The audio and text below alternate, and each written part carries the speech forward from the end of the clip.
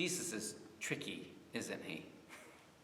I mean that as a compliment. I mean that with profound awe and praise and humility, that just when I think I've got Jesus figured out, what he wants of us, what he envisions for us, he surprises us. And just when I think I've tamed Jesus and have figured out all that he expects of us, you hear his living voice all over again in the scriptures, and he says something that upends all of our neat little categories. We have this way, especially we church folk, of wanting to take Jesus' stories and make them into little morality plays, where the people who do right are the heroes and they get commended, and the people who do wrong things are punished and scolded, and they're the bad example, like the old Goofus and Gallant cartoons. Goofus won't help set the table, but Gallant helps set the table before dinner time. Be like him, don't be like the bad one.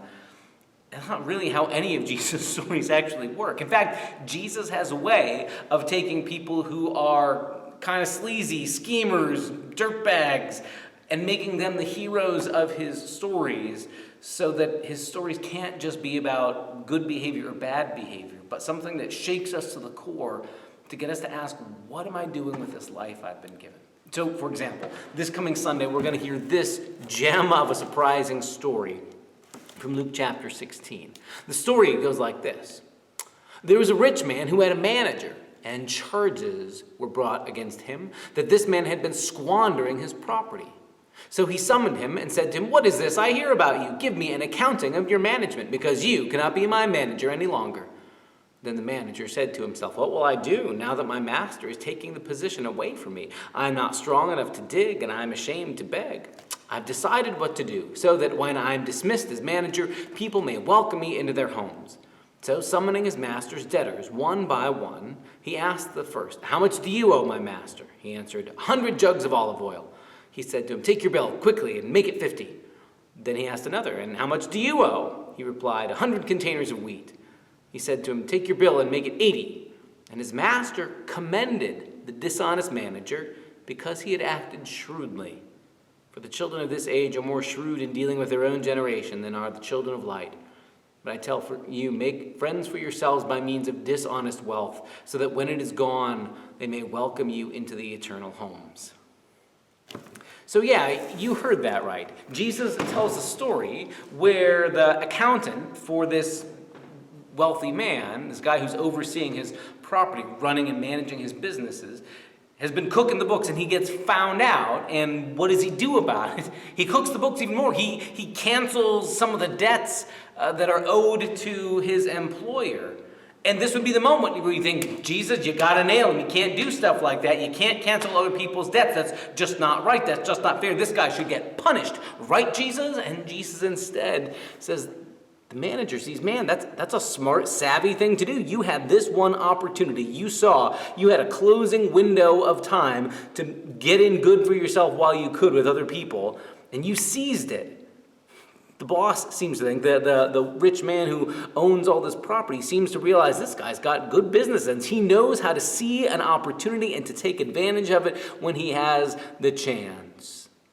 And on that point, Jesus says, this guy gets it. This schemer gets it. When you have the opportunity to use a moment for something, take that opportunity and don't let it slip through your fingers. Don't let it pass you by. And then Jesus looks around and talks about the children of light, the people who aspire to be among the people of God. And man, we miss opportunities. We just let them slip through our fingers because maybe we don't feel the urgency, or we don't think it's that important, or we just don't have a fire lit under our feet. But man, the schemers and the tricksters and the snake oil salesmen, they know how to see an opportunity and they take it. They don't miss a chance. So what if, Jesus seems to hint, what if we learn from the example of the schemers? What have we learned from the example of the tricksters? What have we learned from the example of this dishonest manager? And we saw every day as an opportunity. You get this day, the day you're living right now. This is the day you've been given. What will you and I do in it for the sake of the reign of God? How will we use this day well so that when we get to the end of it, we'll say, God, I've offered you everything I have. I've tried to use this day well, rather than looking back and going, oh yeah, I guess I could have been helpful to so-and-so. Yeah, I guess I could have shared my faith with somebody. Oh yeah, I guess I could have prayed with somebody. Yeah, I guess I could have been compassionate, but I was just too lazy. I was just too busy. I was just too stressed. I just wasn't even paying attention. That's it. The thing about this dishonest manager in Jesus' story is that he is always keeping his eyes open for an angle, for an opportunity, because he knows he's got this chance and this chance only, this day, this moment, to make the most of it, and he's not going to let it slip through his fingers. And yet so often we sort of slide into apathy. Another chance will come around. Not really important. I've got other stuff I got to worry about. I just got to take care of me and my own. Jesus seems to think we could learn something from the outcasts, the sinners, the schemers, the scoundrels, the shady business dealers, because at least they're paying attention. And sometimes we're walking through life half asleep, not even paying attention to the chances we've been given.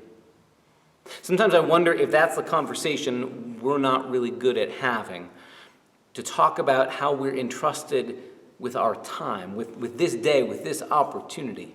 Church folks are pretty well practiced, I'll say, at talking about money and using the language of stewardship, that our money is something we've been entrusted with God, and therefore we are called to be responsible with our money, not to be frivolous, but also to give back. Man, preachers are real good about talking about how important it is to give our money back to the church, aren't they? Guilty as charged, right?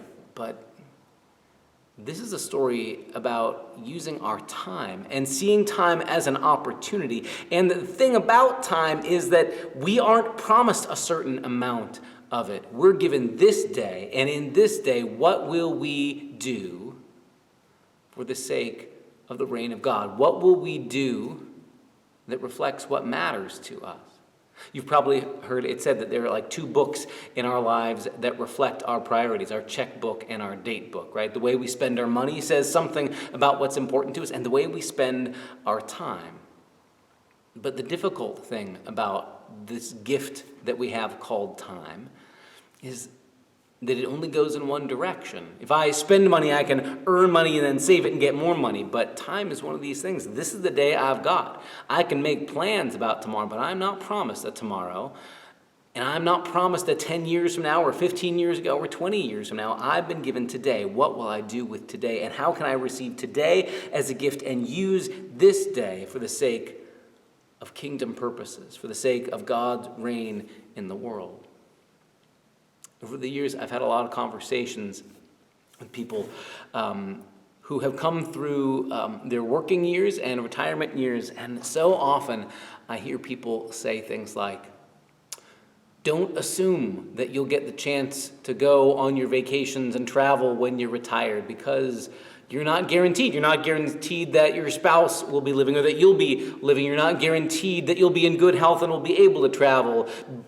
Keep putting off those memories that you want to make, and your kids will be all grown up and move away. Keep putting off those opportunities, and you're not guaranteed they will come.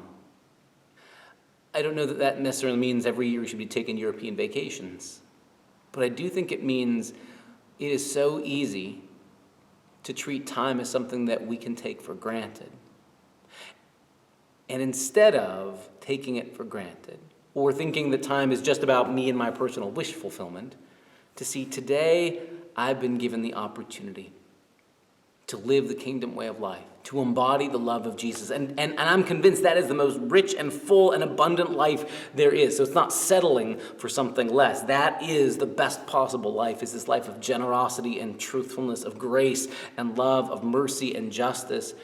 That's the best kind of life there is anyhow. And today's the day we've been given the opportunity to do it. It is always easier, in some sense, to keep putting things off for another day. I'll get around to it another time. I'll volunteer later. I'll serve another time. I'll take the time to listen to somebody. I'll make that phone call. I'll write that note. I'll sit and talk to somebody, or I'll take the time with my kids, or I'll whatever, another day. But we aren't promised another day. We're given this one. What will you and I do with this day that we've been given? That's a challenge. And it's one that, even though Jesus' story is now 2,000 years old, keeps poking at me freshly every day and challenging me, and maybe you too, with the open question, what will we do with the day we've been given? That's the conversation we're having this Sunday, and we invite you to be a part of it. See you Sunday.